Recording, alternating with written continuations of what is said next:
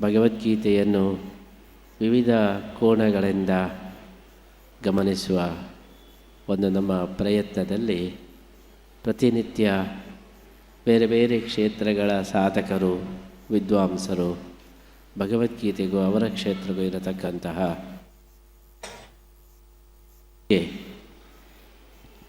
ಅವರು ತಮ್ಮ ಅಭಿಪ್ರಾಯಗಳನ್ನು ಮಂಡಿಸ್ತಾ ಇದ್ದರು. ಆ ಎಲ್ಲ ಕ್ಷೇತ್ರಗಳಕ್ಕಿಂತಲೂ ಬಹಳ ಮುಖ್ಯವಾದಂಥ ಕ್ಷೇತ್ರ ನ್ಯಾಯಾಂಗ ಕ್ಷೇತ್ರ. ಭಗವದ್ಗೀತೆಯ ಮುಖ್ಯ ಉದ್ದೇಶ ಜಡ್ಜ್ಮೆಂಟ್ ಹೇಗೆ ಮಾಡೋದು ಅಂತ, ನಿರ್ಧಾರವನ್ನು ಹೇಗೆ ಮಾಡೋದು. ಆದ್ದರಿಂದ ಯಾವುದೇ ತೀರ್ಮಾನ ಮಾಡಬೇಕಾದರೂ ಕೂಡ ಅದಕ್ಕೆ ಒಂದು ನೆಲೆ ಬೇಕು, ಅದಕ್ಕೊಂದು ಬೇಸ್ ಬೇಕು. ಅದು ಭಗವದ್ಗೀತೆ. ಭಗವದ್ಗೀತೆಯ ಆಧಾರದಲ್ಲಿ ಯಾವುದೇ ನಾವು ತೀರ್ಮಾನವನ್ನು ಕೈಗೊಂಡರೆ ಅದು ಯಶಸ್ಕರವಾಗಿರುತ್ತದೆ, ಅದು ಶ್ರೇಷ್ಠವಾಗಿರ್ತದೆ. ಆದ್ದರಿಂದ ಭಗವದ್ಗೀತೆ ಎಂಬುದು ಅದು ಜಡ್ಜ್ಮೆಂಟ್ ಗ್ರಂಥ. ತೀರ್ಪನ್ನು ಹೇಗೆ ಕೊಡೋದು, ಯಾವ ಆಧಾರದ ಮೇಲೆ ತೀರ್ಪನ್ನು ನಾವು ತಗೊಳ್ಬೇಕು ಎಂಬಂತಹ ಈ ವಿಷಯದಲ್ಲಿ ಭಗವದ್ಗೀತೆ ಬಹಳ ಮುಖ್ಯವಾದದ್ದು. ಮನಃಶಾಸ್ತ್ರೀಯ ದೃಷ್ಟಿಯಲ್ಲಿ, ಕಲೆ ಸಾಹಿತ್ಯಗಳ ದೃಷ್ಟಿಯಲ್ಲಿ, ಬೇರೆ ಬೇರೆ ದೃಷ್ಟಿಯಲ್ಲಿ ಭಗವದ್ಗೀತೆಯನ್ನು ನೋಡಿದಾಯಿತು. ಆದರೆ ಆ ಎಲ್ಲಕ್ಕಿಂತಲೂ ಬಹಳ ಮುಖ್ಯವಾದಂತಹ ಒಂದು ದೃಷ್ಟಿ ಎಂದರೆ ನ್ಯಾಯದ ದೃಷ್ಟಿ.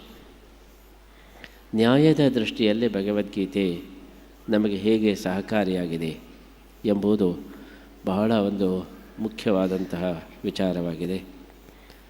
ಪ್ರತಿಯೊಬ್ಬರೂ ಕೂಡ ಎಡವುದು ತೀರ್ಮಾನ ತಗೊಳ್ಳೋದ್ರೆ. ಜಗತ್ತಿನಲ್ಲಿ ಅತ್ಯಂತ ಕಷ್ಟವಾದ, ಕ್ಲಿಷ್ಟವಾದಂತಹ ಕಾರ್ಯ ಅಂದರೂ ಕೂಡ ತೀರ್ಮಾನ. ವಾದ ಎಷ್ಟು ಮಾಡಬಹುದು, ತೀರ್ಮಾನ ಮಾಡೋದು ಬಹಳ ಕಷ್ಟ. ಅದರಿಂದಲೇ ಜೀವನ ಅಂದರೆ ತೀರ್ಪುಗಳ ಸರಮಾಲೆ. ಜೀವನದ ಮುಖ್ಯ ಅಂಶವೇ ನಾವು ಮಾಡತಕ್ಕಂಥ ತೀರ್ಪುಗಳು, ತೀರ್ಮಾನಗಳು.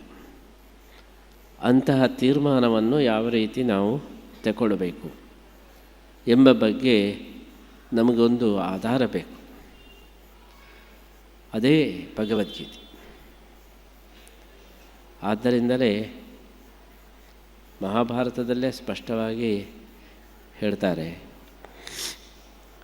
ಸತ್ಯ ಅಂತ ಹೇಳಿ, ಸತ್ಯ ಮಾತಾಡಬೇಕು ಅಂತೇಳಿ ಹೇಳುವುದು ಬಹಳ ಪ್ರಸಿದ್ಧವಾದದ್ದು. ಸತ್ಯಮೇವ ಜಯತೆ ಎಂಬುದಾಗಿ ಎಲ್ಲರೂ ಹೇಳ್ತಾರೆ. ಆದರೆ ಸತ್ಯ ಅಂದರೆ ಏನು ಅಂತ ತೀರ್ಮಾನ ಮಾಡೋದು ಮಾತ್ರ ಕಷ್ಟದ ವಿಚಾರ. ಸತ್ಯಸ್ಯ ವಚನಂ ಶ್ರೇಯಃ ಸತ್ಯಜ್ಞಾನಂತು ದುಷ್ಕರಂ. ಹಾಗೆಯೇ ಧರ್ಮ ಎಂಬುದು ಕೂಡ ಧರ್ಮಾಚರಣೆ ಮಾಡಬೇಕು, ಧಾರ್ಮಿಕರಾಗಬೇಕು ಅಂತ ಹೇಳಿ ಪ್ರತಿಯೊಬ್ಬರು ಹೇಳ್ತಾರೆ. ಆದರೆ ಧರ್ಮ ಅಂದರೆ ಏನು ಎಂಬುದನ್ನು ತೀರ್ಮಾನ ಮಾಡೋದು ಅದು ಅತ್ಯಂತ ಕಷ್ಟಕರವಾದಂಥ ಕೆಲಸ. ಧರ್ಮಸ್ಯ ಚರಣಂ ಶ್ರೇಯಃ ಧರ್ಮಜ್ಞಾನಂತು ದುಷ್ಕರಂ. ಅದಕ್ಕೆ ಬಹಳ ಸುಂದರವಾದ ದೃಷ್ಟಾಂತವನ್ನು ಮಹಾಭಾರತವೇ ಕೊಡ್ತದೆ. ಈಗ ಸತ್ಯ ಅಂದರೆ ಏನು ಅಂತ ತೀರ್ಮಾನ ಮಾಡೋದು ಹೇಗೆ ಕಷ್ಟ. ಕೆಲವರು ಹೇಳ್ಬೋದು, ಕಷ್ಟ ಏನಿಲ್ಲ, ಇದ್ದದ್ದನ್ನಿದ್ದ ಹಾಗೆ ಹೇಳಿದರೆ ಸತ್ಯ. ಅದು ಅಷ್ಟೇ ಅಲ್ಲ, ಇದ್ದದ್ದನ್ನು ಇಲ್ಲದ ಹಾಗೆ ಹೇಳಿದರೆ ಸುಳ್ಳು. ಆದರೆ ಮಹಾಭಾರತ ಹೇಳ್ತದೆ ಅದು ಒಂದು ಸುಳ್ಳು ಆಗ್ತದೆ. ಇದ್ದದ್ದನ್ನು ಇದ್ದ ಹಾಗೆ ಹೇಳೋದು ಕೂಡ ಅದು ಸುಳ್ಳು ಆಗ್ತದೆ. ಅದಕ್ಕೆ ಶಿಕ್ಷೆಯೂ ಆಗ್ತದೆ. ಕೌಶಿಕಾಖ್ಯೋ ಬ್ರಾಹ್ಮಣೋ ಹಿ ಲೀನಂ ಗ್ರಾಮಜನಂ ಕ್ವಚಿತ್ ತಸ್ಕರೇ ಶ್ವಭಿತಾ ಏವ ನಿರಯಂ ಪ್ರತ್ಯಪದ್ಯತ ಅಂತ ಮಹಾಭಾರತವೇ ಹೇಳ್ತದೆ. ಸತ್ಯ ಹೇಳಿದ್ದಕ್ಕೆ ನರಕ ಆಯಿತು ಅಂತ. ಪ್ರಸಂಗ ಹೀಗಿತ್ತು. ಒಬ್ಬ ಕೌಶಿಕ ಎಂಬಂಥ ಋಷಿ ಕಾಡಿನಲ್ಲಿ ತಪಸ್ಸು ಮಾಡ್ತಾ ಇದ್ದ, ಒಬ್ಬನೇ. ಆವಾಗ ಅಕಸ್ಮಾತ್ ನಾಡಿನಿಂದ, ಊರಿನಿಂದ ಜನಗಳೆಲ್ಲ ಬೊಬ್ಬೆ ಹಾಕ್ಕೊಂಡು ಓಡಿ ಬರ್ತಾರೆ. ಓಡಿ ಬಂದು ಈ ತಪಸ್ಸು ಮಾಡ್ತಾ ಇದ್ದ ಈ ಋಷಿ ಗಮನಿಸ್ತಾ ಇದ್ದಾನೆ. ಎಲ್ಲರೂ ಬರ್ತಾರೆ, ಒಂದೊಂದು ಕಡೆ ಅಡಗಿ ಕೂತ್ತಾರೆ. ಇನ್ನೊಂದು 10 ನಿಮಿಷ ಆದಾಗ ಇನ್ನೊಂದು ತಂಡ ಬಂತು. ಕೈಯಲ್ಲಿ ಕೊಡಲಿ, ಖಡ್ಗ ಎಲ್ಲ ಹಿಡ್ಕೊಂಡ್ರು. ಆ ತಂಡ ಬಂದು ನೋಡ್ತದೆ, ಯಾರೂ ಕಾಣ್ತಾ ಇಲ್ಲ, ಒಬ್ಬ ಋಷಿ ಮಾತ್ರ ಕಾಣ್ತಾ ಇದೆ. ಋಷಿ ಹತ್ರ ಕೇಳಿತು, ಈ ಜನರೆಲ್ಲ ಎಲ್ಲಿ ಹೋದರು ಅಂತ. ಆವಾಗ ಋಷಿ ಬಹಳ ಸತ್ಯನಿಷ್ಠ, ಅವನು ಎಲ್ಲ ತೋರಿಸಿಕೊಟ್ಟ. ನೋಡಿ, ಒಬ್ಬ ಮರದ ಮೇಲೆ ಕೂತಿದ್ದಾನೆ ನೋಡಿ, ಮತ್ತೊಬ್ಬ ಅಲ್ಲಿ ಹೊಂಡದಲ್ಲಿ ಕೂತಿದ್ದಾನೆ, ಮತ್ತೊಬ್ಬ ಪೊದೆ ಹಿಂದೆ ಇದ್ದಾನೆ, ಹೀಗೆ ಎಲ್ಲರನ್ನೂ ತೋರಿಸಿಕೊಟ್ಟು. ಅಷ್ಟಕ್ಕೆ ಅವನಿಗೆ ನರಕಾಯಿತು. ಯಾಕೆ ಅಂದರೆ ಬಂದವರು ಅಮಾಯಕರಾದಂತಹ ಗ್ರಾಮದ ಜನರು, ನಂತರ ಬಂದವರು ಡಕಾಯಿತರು ಅವನು ಓಡಿಸ್ಕೊಂಡು ಬಂದರು ದೋಚೋದಕ್ಕೋಸ್ಕರ. ಇದು ಕೌಶಿಕನಿಗೆ ಗೊತ್ತು, ಮೊದಲು ಬಂದವರು ಅಮಾಯಕರು, ಆಮೇಲೆ ಬಂದವರು ಕಳ್ಳರು ಅಂತ. ಆದರೂ ಕೂಡ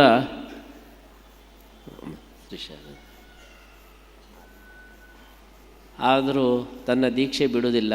ನಾನು ಇದ್ದದ್ದನ್ನಿದ್ದ ಹಾಗೇನೆ ಹೇಳ್ತೇನೆ ಅಂತೇಳಿ ದೀಕ್ಷೆ ತುಟ್ಟದ್ದಕ್ಕೆ, ಇದ್ದದ್ದನ್ನಿದ್ದ ಹಾಗೆ ಹೇಳಿದ್ದಕ್ಕೆ ನಿರಯಂ ಪ್ರತ್ಯಬದ್ಧತೆ, ಅವನಿಗೆ ನರಕ ಆಯಿತು ಅಂತ. ಹಾಗಿದ್ರೆ ಸತ್ಯ ಹೇಳಿದ್ದಕ್ಕೆ ನರಕ ಆಯಿತು. ಹಾಗಿದ್ರೆ ಸತ್ಯ ಅಂದರೆ ಏನು? ದೊಡ್ಡ ಪ್ರಶ್ನೆ. ಹೀಗೆ ಹೇಳ್ಬೋದು, ಏನಂತೇಳಿ ಹೇಳಿದರೆ,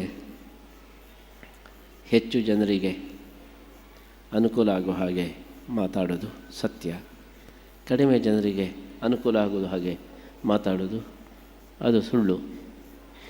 ಹೀಗೆ ಹೇಳಿದರೆ, ಮತ್ತೊಂದು ಕಡೆ ಇಂಥದ್ದೇ ಪ್ರಸಂಗ, ಒಬ್ಬ ದೊಡ್ಡ ಶ್ರೀಮಂತ, ಅವನನ್ನು ಅಟ್ಟಿಸ್ಕೊಂಡು ಬಂದರು. 10 ಜನ ಡಕಾಯಿತರು ನಂತರ ಬರ್ತಾರೆ, ಕೇಳ್ತಾರೆ ಆ ಶ್ರೀಮಂತ ಎಲ್ಲಿ ಹೋದ ಅಂತ. ಈಗ ಸತ್ಯ ಅಂದರೆ ಏನು? ಹೆಚ್ಚು ಜನರು ಕಡಿಮೆ ಜನರು. ಡಕಾಯಿತರು 10 ಜನ ಇದ್ದಾರೆ, ಶ್ರೀಮಂತ ಒಬ್ಬನೇ ಇರೋದು. ತೋರಿಸಿಕೊಟ್ಟರೆ ಆವಾಗ ಅದು ಸತ್ಯ ಆಗಲಿಕ್ಕೆ ಸಾಧ್ಯ ಇದೆಯಾ? ಆದ್ದರಿಂದ ಜನಸಂಖ್ಯೆಯ ಆಧಾರದಲ್ಲಿ, ತಲೆಚಿಪ್ಪುಗಳ ಆಧಾರದಲ್ಲಿ ಸತ್ಯವನ್ನು ನಿರ್ಧಾರ ಮಾಡಲಿಕ್ಕೆ ಬರುವುದಿಲ್ಲ. ಹಾಗಿದ್ರೆ ಸತ್ಯ ಅಂದರೆ ಏನು? ಕೆಲವರು ಹೇಳ್ತಾರೆ, ಜನಸಂಖ್ಯೆ ಬೇಡ, ಯಾರು ಒಳ್ಳೆಯವರಿಗೆ ಅನುಕೂಲವಾಗಿ ಮಾತಾಡಬೇಕು. ಅದು ಸುಳ್ಳಾದರೂ ಪರವಾಗಿಲ್ಲ, ಕೆಟ್ಟವರಿಗೆ ಅವರಿಗೆ ಅನುಕೂಲವಾಗಿ ಮಾತಾಡಬಾರ್ದು. ಹೀಗೆ ನಾವು ನಿರ್ಧಾರ ಮಾಡ್ತೇವೆ ಹೇಳಿದರೆ ಇದು ಇನ್ನೊಂದು ಸಮಸ್ಯೆ. ಇದು ಬಾಣಾಲೆಯಿಂದ ಬೆಂಕಿಗೆ ಬಿದ್ದ ಹಾಗೆ. ಈಗ ನಮ್ಮದು ಗೊಂದಲ ಏನಂದರೆ ಸತ್ಯ ಅಂದರೆ ಏನು ಅಂತ. ಈಗ ಎರಡನೇ ಗೊಂದಲ ಏನಂದರೆ, ಒಳ್ಳೆಯವರು ಅಂದರೆ ಯಾರು, ಕೆಟ್ಟವರು ಅಂದರೆ ಯಾರು? ಅದು ಇನ್ನೊಂದು ಸಮಸ್ಯೆ. ಜಗತ್ತಿನಲ್ಲಿ ಯಾರನ್ನು ಒಳ್ಳೆಯವರು ಅಂತ ಕರೀಬೇಕು, ಯಾರನ್ನು ಕೆಟ್ಟವರು ಅಂತ ಕರೀಬೇಕು. ಅಲ್ಲ, ದೇವರ ಭಕ್ತಿ ಎಲ್ಲ ಮಾಡುವವರು ಒಳ್ಳೆಯವರು, ಆಮೇಲೆ ದೇವರ ಭಕ್ತಿ ಮಾಡದೇ ಇದ್ದವರು ನಾಸ್ತಿಕರು, ಅವರೆಲ್ಲ ಕೆಟ್ಟವರು. ಹೀಗೆ ಹೇಳೋಣ ಅಂತ ಹೇಳಿದರೆ, ಯಾರು ನಿಜವಾಗಿ ದೇವರ ಭಕ್ತಿ ಮಾಡ್ತಾರೆ, ಯಾರು ಮಾಡುವುದಿಲ್ಲ, ಇದನ್ನು ನಿರ್ಧಾರ ಮಾಡೋದು ಬಹಳ ಕಷ್ಟ. ಅಲ್ಲ, ದೇವಸ್ಥಾನಕ್ಕೆಲ್ಲ ಹೋಗ್ತಾರೆ, ಅದರಿಂದ ಅವರು ದೇವರ ಭಕ್ತರು ಹೀಗೆ ಹೇಳ್ತೇವೆ ಅಂದರೆ, ಎಷ್ಟೋ ಜನ ದೇವರ ಭಕ್ತಿ ಇಲ್ಲದೇ ಇದ್ದವರು ದೇವಸ್ಥಾನಕ್ಕೆ ಹೋಗ್ತಾರೆ.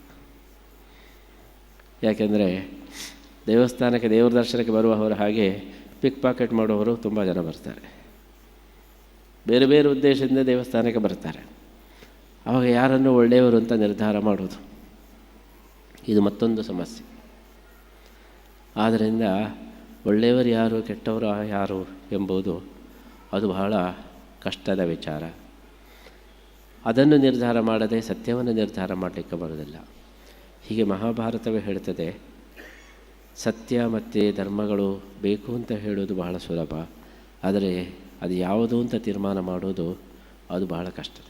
ಅಂತಿಮವಾಗಿ ಹೇಳ್ತಾರೆ, ನಿಮ್ಮ ಆತ್ಮಸಾಕ್ಷಿಯು ಯಾವುದನ್ನು ಸತ್ಯ ಅಂತ ಹೇಳ್ತದೋ ಅದೇ ನಿಜವಾದ ಸತ್ಯ. ಶ್ರೀ ಮಧ್ವಾಚಾರ್ಯರು ತೋರಿಸಿದಂತಹ ದೊಡ್ಡ ಗೈಡ್ಲೈನ್ಸ್ ಏನಂದರೆ, ಆತ್ಮಸಾಕ್ಷಿ ಎಂದೂ ಕೂಡ ಸುಳ್ಳನ್ನು ಹೇಳೋದಿಲ್ಲ. ನಿಮ್ಮ ಆತ್ಮಸಾಕ್ಷಿಯನ್ನು ಯಾವಾಗಲೂ ಜಾಗೃತ ಸ್ಥಿತಿಯಲ್ಲಿ ಇಡಿರಿ. ಆವಾಗ ನಿಮಗೆ ಬೇರೆ ಬೇರೆ ಸಂದರ್ಭಗಳಲ್ಲಿ ಏನು ಮಾಡಬೇಕು, ಏನು ಸತ್ಯ, ಏನು ಸುಳ್ಳು ಎಂಬುದು ನಿಮ್ಮ ಆತ್ಮಸಾಕ್ಷಿಯೇ ಹೇಳ್ತದೆ. ಯಾರು ಆತ್ಮಸಾಕ್ಷಿಯನ್ನು ಕೊಂದು ಬಿಡ್ತಾರೆ ಅವರಿಗೆ ಮತ್ತೆ ಸತ್ಯ ಮತ್ತು ಧರ್ಮದ ದಾರಿ ಅದು ಮುಚ್ಚಿದ ಹಾಗೆ. ಆದ್ದರಿಂದ ಯಾವಾಗಲೂ ಆತ್ಮಸಾಕ್ಷಿಯನ್ನು ಜಾಗೃತವಾಗಿರಬೇಕು. ಆತ್ಮಸಾಕ್ಷಿಯನ್ನು ಜಾಗೃತ ಇಡೋದು ಹೇಗೆ? ನಾವು ಆತ್ಮಸಾಕ್ಷಿಯ ಮಾತಿಗೆ ಬೆಲೆ ಕೊಟ್ಟರೆ ಅದು ಜಾಗೃತವಾಗಿರುತ್ತೆ. ಆತ್ಮಸಾಕ್ಷಿಯ ಮಾತಿಗೆ ಬೆಲೆ ಕೊಡಲಿಲ್ಲ ಅಂದರೆ ಆವಾಗ ಅದು ಸತ್ತು ಹೋಗ್ತದೆ. ಹೇಗೆ ಕಾರಿನಲ್ಲಿ GPS ಇದೆ, GPS ಹೇಳ್ತಾ ಇರ್ತದೆ, ಬಲಕ್ಕೆ ಹೋಗಿ, ಎಡಕ್ಕೆ ಹೋಗಿ, ನೇರ ಹೋಗಿ ಅಂತ. ಅದರ ಪ್ರಕಾರ ಹೋದರೆ ನಾವು ಎಲ್ಲಿ ಹೋಗಬೇಕೋ ಅಲ್ಲಿ ತಲುಪಿಸ್ತದೆ. ಅದನ್ನು ಬಿಟ್ಟು GPS ಹಾಗೆ ನಮಗೆ ಇಷ್ಟ ಬಂದ ಹಾಗೆ ನಾವು ಬೇರೆ ಬೇರೆ ಕಡೆ ಹೋದರೆ ಕೊನೆಗೆ ರೀಕ್ಯಾಲ್ಕುಲೇಷನ್ ಮಾಡಿ ಅದು ಮಮ್ಮಾಗಿ ಬಿಡ್ತದೆ, ಮತ್ತು ಏನು ಹೇಳೋದಿಲ್ಲ, ಮತ್ತು ಅವನಿಗೆ ಎಲ್ಲಿ ಹೋಗೋದು ಅಂತ ಗೊತ್ತಾಗುತ್ತೆ.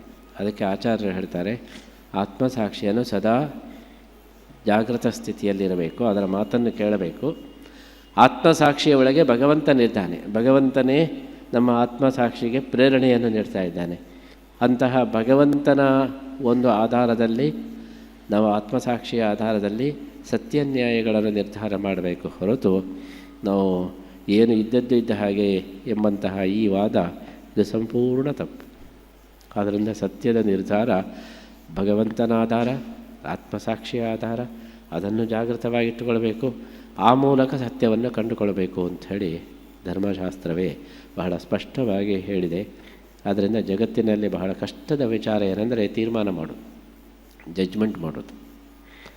ಒಂದು ಕಂಪನಿ ನಡೆಸೋದಾದರೂ ಕೂಡ ಆ ಕಂಪನಿಯಲ್ಲಿ ವರ್ಕ್ ಮಾಡುವವರು ತುಂಬ ಜನ ಇರ್ಬೋದು, ಆದರೆ ಡಿಸಿಷನ್ ತಗೊಳ್ಳೋದು ಭಾಳ ಕಷ್ಟ. ಒಂದು ಡಿಸಿಷನ್ನ ಮೇಲೆ ಉಳಿದದ್ದೆಲ್ಲ ನಡೆದು ಹೋಗ್ತದೆ.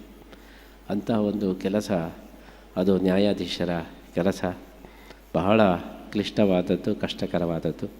ಆದ್ದರಿಂದ ನ್ಯಾಯಾಧೀಶರನ್ನು ನಾವು ಆಯ್ಕೆ ಮಾಡುವಾಗ ಅವರ ಜಡ್ಜಿಂಗ್ ಕೆಪಾಸಿಟಿ ಯಾವ ಆಧಾರದ ಮೇಲೆ, ಅವರ ಹಿನ್ನೆಲೆ ಏನು, ಅವರ ತೀರ್ಮಾನಗಳ ಶೈಲಿ ಏನು, ಅವರ ತೀರ್ಮಾನಗಳ ಬೇಸ್ ಏನು, ಇದನ್ನು ನಾವು ತೀರ್ಮಾನ ಮಾಡಿ ನ್ಯಾಯಾಧೀಶರನ್ನು ನಾವು ಆಯ್ಕೆ ಮಾಡಬೇಕು.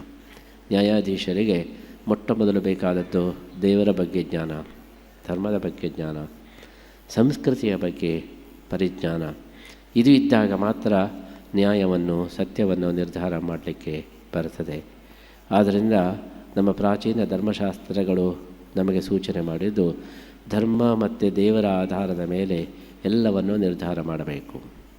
ಅಂತಹ ಒಂದು ನಿರ್ಧಾರವನ್ನು ತಗೊಳ್ಳುವುದು ಅದು ಕೇವಲ ವಿದ್ವಾಂಸರಿಗೆ, ತಿಳಿದವರಿಗೆ ಮಾತ್ರ ಸಾಧ್ಯ ಎಂಬುದಾಗಿ ಏನು ತಿಳಿಸ್ತದೆ. ಆ ದೃಷ್ಟಿಯಲ್ಲಿ ಭಗವದ್ಗೀತೆಯ ಆಧಾರದಲ್ಲಿ ತೀರ್ಮಾನವನ್ನು ತಗೊಳ್ಳುವುದು ಬಹಳ ಶ್ರೇಷ್ಠವಾದಂಥ ವಿಧಾನ.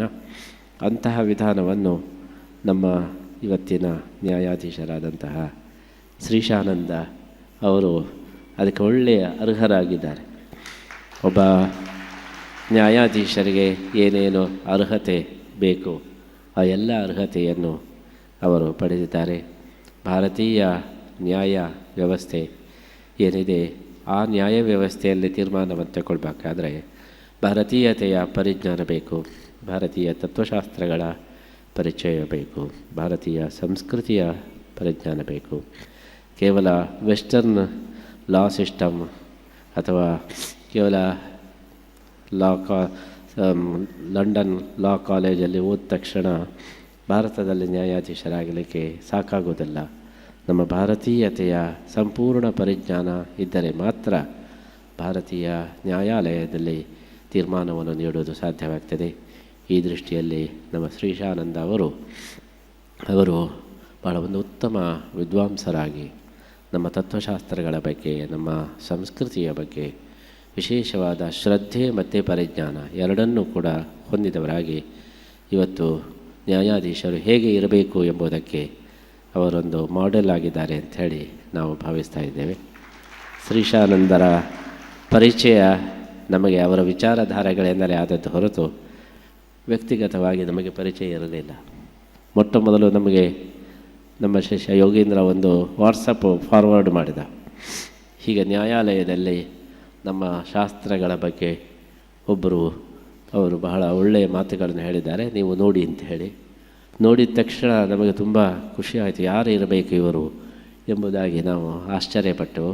ತಕ್ಷಣ ನಾವು ಅವರ ವಿಚಾರಧಾರೆ ನಮ್ಮ ಸ್ಟೇಟಸಲ್ಲಿ ಹಾಕಿಬಿಟ್ಟೆವು. ಈ ವಿಚಾರ ಎಲ್ರಿಗೂ ತಲುಪಬೇಕು, ಬಹಳ ಒಳ್ಳೆಯ ವಿಚಾರ ಅಂತೇಳಿ. ಆಮೇಲೆ ನಾವು ವಿಚಾರಿಸಿದಾಗ ಅವರು ಶ್ರೀಶಾನಂದರಂದರೆ ಯಾರು ಇರ್ಬೋದು ಅಂತ ಕೇಳಿದಾಗ ಅವರ ಪರಿಚಯ ಆಯಿತು.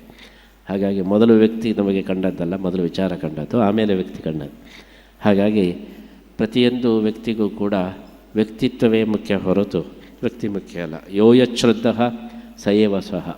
ಆದ್ದರಿಂದ ಅವರವರ ಶ್ರದ್ಧೆಗಳು, ನಂಬಿಕೆಗಳು, ಅವರವರ ನಿಲುವುಗಳು ಏನಿದೆ ಅದರ ಮೂಲಕ ಆ ವ್ಯಕ್ತಿಯನ್ನು ನಾವು ಗುರುತಿಸಬೇಕು ಹೊರತು ವ್ಯಕ್ತಿಯ ಮುಖಾಂತರ ನಾವು ಅವರ ನಿಲುವುಗಳನ್ನು ತಿಳ್ಕೊಳ್ಳೋದಲ್ಲ. ನಿಲುವುಗಳ ಮುಖಾಂತರ ವ್ಯಕ್ತಿಯನ್ನು ಗುರುತಿಸಬೇಕು ಅಂತ ಹೇಳಿ ಏನು ಗೀತೆ ಹೇಳುತ್ತದೆ, ಆ ಗೀತೆಯ ಆಧಾರದಲ್ಲೇ ನಮಗೆ ಶ್ರೀಶಾನಂದ ಅವರ ಪರಿಚಯ ಆಗಿದೆ.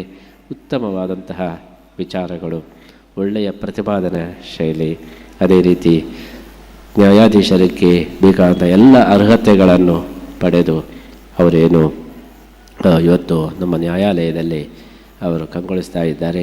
ಅವರು ನಮ್ಮ ಭಗವದ್ಗೀತೆಗೆ ಸಂಬಂಧಪಟ್ಟಂಥ ಈ ಗೀತೋತ್ಸವದಲ್ಲಿ ಬರಬೇಕು.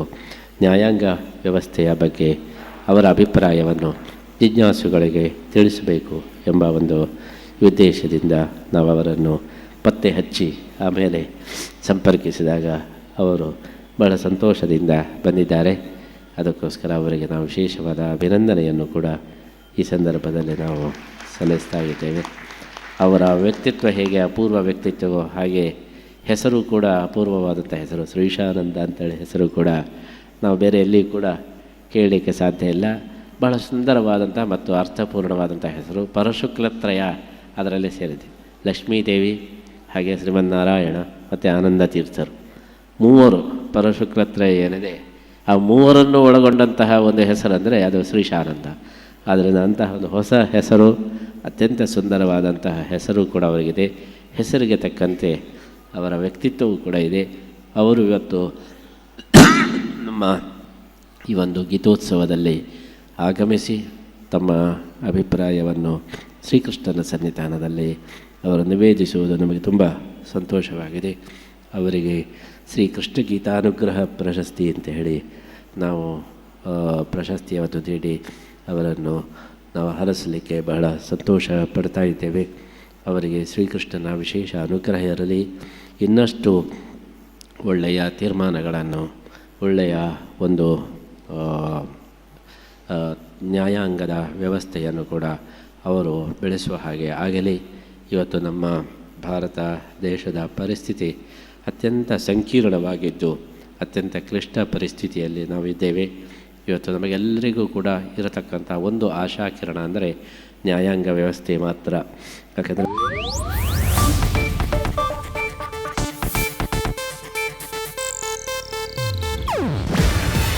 ಇದು ಏಷ್ಯಾನೆಟ್ ನ್ಯೂಸ್ ನೆಟ್ವರ್ಕ್ ಪ್ರಸ್ತುತಿ. ನೀವು ನೋಡ್ತಿದ್ದೀರಾ ಏಷ್ಯಾನೆಟ್ ಸುವರ್ಣ ನ್ಯೂಸ್.